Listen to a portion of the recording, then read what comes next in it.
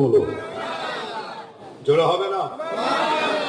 আপনাদের বলে যায় ওই বদরের জমি, বদরের ময়দানে ইতিহাস সাক্ষী দেয়, বোখারী শরীফ সাক্ষী দেয়, 313টা মুসলমান যুদ্ধ শুরু করার আগে জবান থেকে একটা আওয়াজ দিয়েছিল, যে আওয়াজটা শুনে 1000 কাফেরের কলজে কেঁপে যায়। হাদিস শরীফ, 1000 কাফেরের কলজে কেঁপে যায়।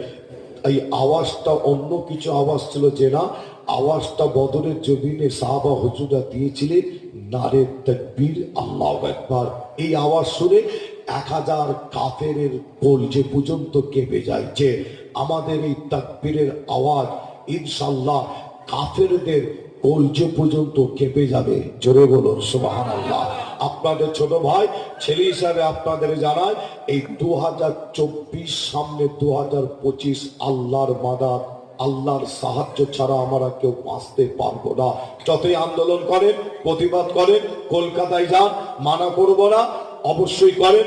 আমি আসিম বিল্লাহ আছি, তবে আপনার আন্দোলন প্রতিবাদ সাকসেসফুল হবে না।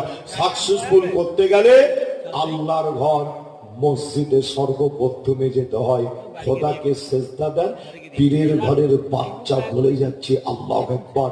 সেজদার মধ্যে আল্লাহ এত মজা দিয়েছে না, যারা সেজদা দেয় নামাজ পড়ে তারা জানে সেজদার মধ্যে আল্লাহ এত মজা দিয়েছে।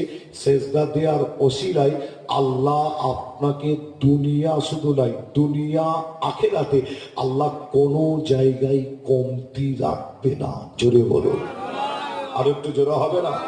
মুসলমানের ঘরে ছেলে মেয়েরা, বারা তরুণেরা, আয়ামান জবান যুবকেরা, পর্দার অন্তরালে মা বোনেরা, এ নবী পাকের প্রেমিকেরা, তাই আপনাদের জানিয়ে দেয়া ওই বদরের জমিন, বদরের ময়দানে আমার নবীও সেজদায় গিয়েছিল যুদ্ধ শুরু করার আগে।